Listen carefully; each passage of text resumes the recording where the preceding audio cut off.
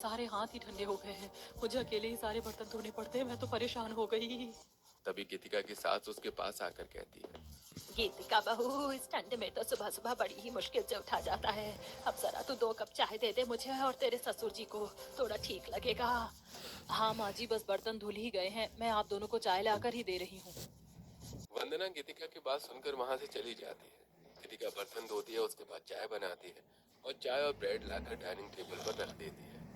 उसके सास ससुर चाय और ब्रेड खाने लगते हैं। तभी गीतिका कहती है, माँ जी, मैं सुमन दीदी को भी जगह देती हूँ, साथ में वो भी चाय पी लेंगी।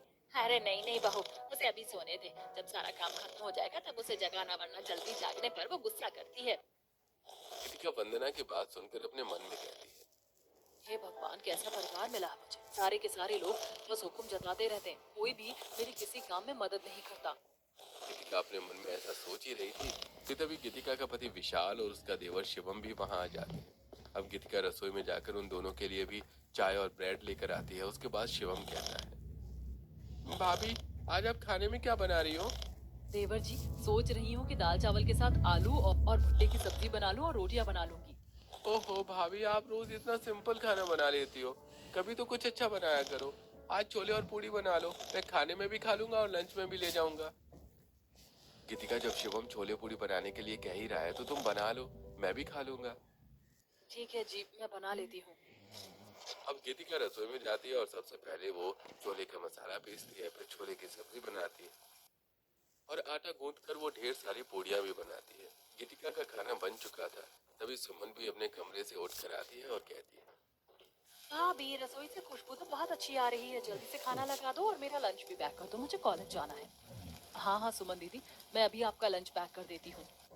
तभी बाकी सभी लोग भी डाइनिंग टेबल पर बैठ जाते हैं। गीतिका सभी लोगों के लिए खाना परोसती है। सभी खाना खाते हैं। तब शिवम कहता है, अरे भाभी, आज तो आपने बहुत ही अच्छी छोले पूड़ी बनाई है।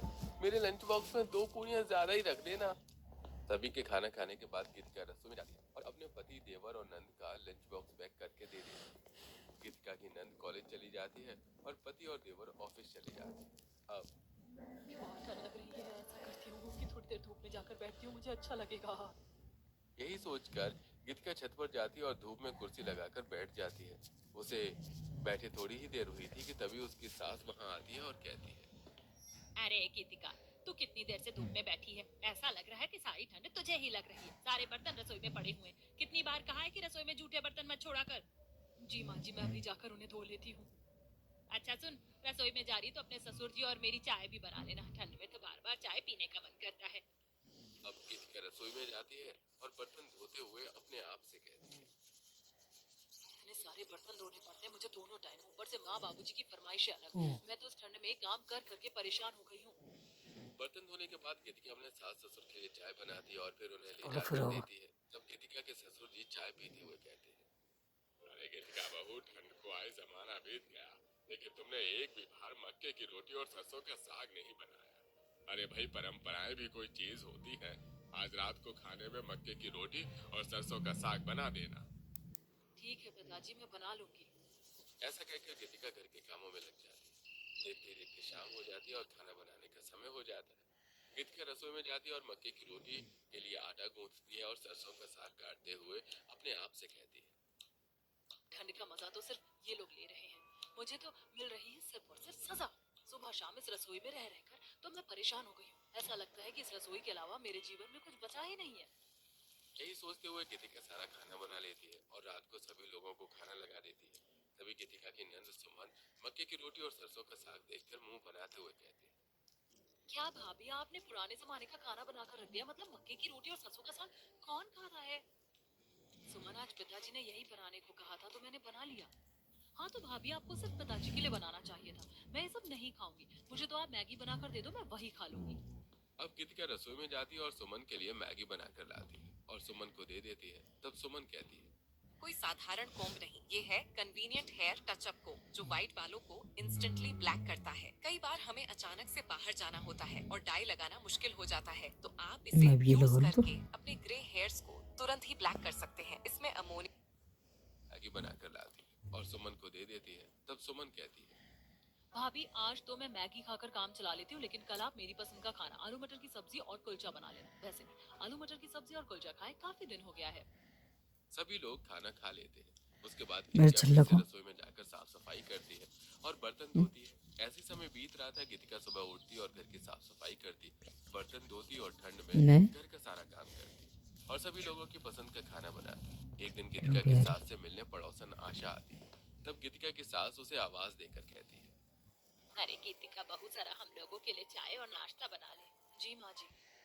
ऐसा कहकर गीतिका रसोई में जाती है और पकौड़े के लिए बेसन का घोल तैयार करती है और एक तरफ चाय चढ़ाती है। फिर वो पकौड़े तलते हुए अपने आप से कहती है, पता नहीं मुझे मेरे जीवन में सुख की 2 रोटी कब खाने को मिलेगी। मुझे तो लगता है कि इन लोगों का काम करते करते मैं बूढ़ी हो जाऊंगी। गीतिका नाश्ता बनाकर हॉल में सही लाती है कह और उन रही सभी को देती है। तभी आशा वंदना से कहती है, अरे वंदना बहन, अब तुम्हारा दूसरा बेटा भी तो शादी के लायक हो गया। अगर उसकी शादी करना हो तो बताओ। एक बहुत अच्छी लड़की है, कंचन, पढ़ी लिखी और घर के सारे कामकाज में एक्सपर्ट है और दिखने में भी बड़ी सुंदर है। कहो तो बात चलाती हूँ। अरे आशा, इसमें पूछने की क्या बात है? मुझे तो अपने छोटे बेटे की शादी करनी है। अगर लड़की अच्छी है तो फिर बात चला। ये सुनकर गीतिका बहुत खुश हो जाती है और मन ही मन सोचती है। चलो अच्छा है, अब देवरानी जी आएंगी तो मुझे भी सुकून मिलेगा। 2 दिन बीत जाते हैं। फिर आशा वंदना के घर आती है और कहती है, मैंने तुझे उस लड़की के बारे में बताया था।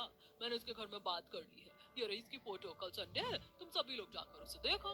हाँ हाँ आशा। चल टॉयलेट में जाना तो वंदना चल आशा से फोटो लेकर सभी लोगों को दिखाती है। सभी लोगों को शोर पता नहीं कंचन क्या कर बहुत रहा देख पसंद तो आती पीछे है। को शिवम भी कंचन की फोटो देखकर खुश होते हुए कहता है, हाँ आशा आंटी सही कहती है। हमें लड़की देखने में देर नहीं करनी चाहिए। कहीं किसी और ने उसे पसंद कर लिया तो। शिवम की बात सुनकर सभी लोग हंस पड़ते हैं।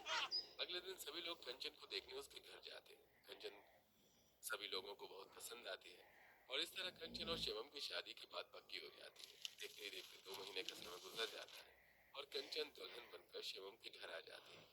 गीतिका आरती उतारकर कंचन से कहती है, आओ आओ देवरानी जी, कलश गिराकर अंदर आओ। हमारे घर में आपका स्वागत है। कंचन कलश गिराकर गृह प्रवेश करती है। फिर सभी लोग सोफे पर बैठते हैं। तभी ओ वंदना कहती है, वो चादर अरे तोड़ देगा गीतिका बहू, ठंड की वजह से सच खाना में अच्छी चादर तरह तोड़ देगा खाया फाजा नहीं गया। ऐसा कर, तू चली चिकन जा पकौड़े